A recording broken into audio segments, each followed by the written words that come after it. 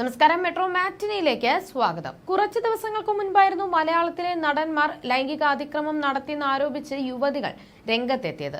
മലയാളി പ്രേക്ഷകർ ഒരിക്കലും ഹേമ കമ്മിറ്റി റിപ്പോർട്ടിൽ പേര് വരില്ലെന്ന് കരുതിയിരുന്ന താരങ്ങൾക്കെതിരെയാണ് പരാതികൾ ഉയർന്നു വന്നത്.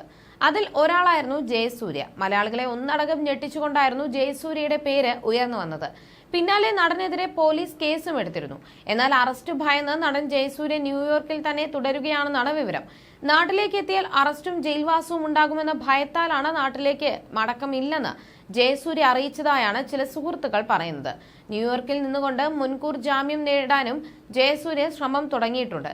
ഏതാനും ദിവസം കൂടി ന്യൂയോർക്കിൽ താമസിച്ച ശേഷം ദുബായിലേക്ക് പോകാനാണ് നടന്റെ പദ്ധതിയെന്നും റിപ്പോർട്ടുകളുണ്ട്. ഈ വേളയിൽ നടന്റേതായി പുറത്തെത്തിയ കുറിപ്പാണ് വൈറലാകുന്നത്. സോഷ്യൽ മീഡിയയിലൂടെ പുലർച്ചെയാണ് പോസ്റ്റ് എത്തിയത്. പീഡന ആരോപണങ്ങൾക്ക് ശേഷം ആദ്യമായാണ് നടന്റേതായ ഒരു പോസ്റ്റ് എത്തുന്നത്. ഇന്ന് ജയസൂര്യയുടെ ജന്മദിനമാണ്. സന്തോഷമുള്ള ദിവസം ഏറ്റവും ദുഃഖപൂർണമാക്കിയതിനും അതിൽ പങ്കാളികളായവർക്കും നന്ദിയുണ്ടെന്നും കുറിപ്പിൽ ജയസൂര്യ പറയുന്നു.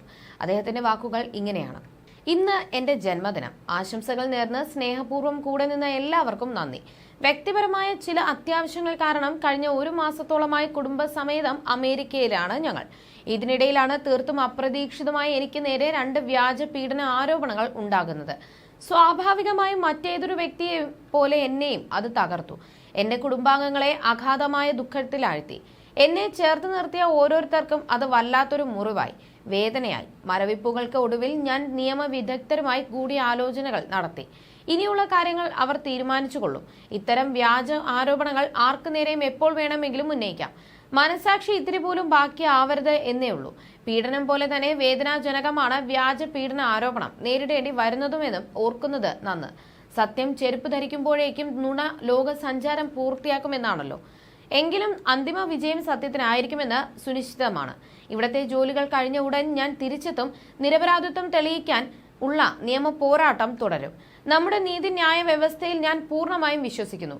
ഈ ജന്മദിനം ഏറ്റവും ദുഃഖപൂർവമാക്കിയതിന് അതിൽ പങ്കാളികളായവർക്ക് നന്ദി. പാപം ചെയ്യാത്തവർ കല്ലെറിയട്ടെ, പാപികളുടെ നേരെ മാത്രം എന്നായിരുന്നു ജയസൂര്യയുടെ കുറിപ്പ്. അതേസമയം ഓഗസ്റ്റ് 28-നാണ് നടനെതിരെ ആദ്യം ലൈംഗിക പീഡന കേസ് രജിസ്റ്റർ ചെയ്തത്. കൊച്ചി സ്വദേശിനിയായ നടിയാണ് ആദ്യം പരാതിയുമായി രംഗത്ത് വന്നത്. പ്രത്യേക അന്വേഷണ സംഘം നടിയുടെ മൊഴി രേഖപ്പെടുത്തുകയും ചെയ്തിരുന്നു. അതിനു പിന്നാലെ മറ്റൊരു നടിയുടെ പരാതിയെ തുടർന്ന് 48 മണിക്കൂറിനകം രണ്ടാമത്തെ ലൈംഗിക പീഡന കേസ് കൂടി ജയസൂര്യക്കെതിരെ രജിസ്റ്റർ ചെയ്തു. 2012-2013 കാലത്ത് തൊടുപുഴയിലെ സിനിമാ സെറ്റിൽ വെച്ച് ലൈംഗിക അതിക്രമം നടത്തിയെന്നാണ് ഒരു നടിയുടെ പരാതി. സെക്രട്ടേറിയറ്റിലെ സിനിമാ ചിത്രീകരണത്തിനിടെ ശുചിമുറിയുടെ സമീപത്ത് വെച്ച് കടന്നുപിടിച്ച് ലൈംഗികമായ അതിക്രമം നടത്തിയെന്നാണ് കൊച്ചി സ്വദേശിനിയായ മറ്റൊരു നടിയുടെ പരാതി.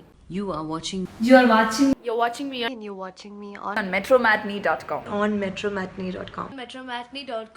metromatney.com. Subscribe for more videos. Subscribe for more videos. Subscribe here for more videos. Subscribe now. Thank you.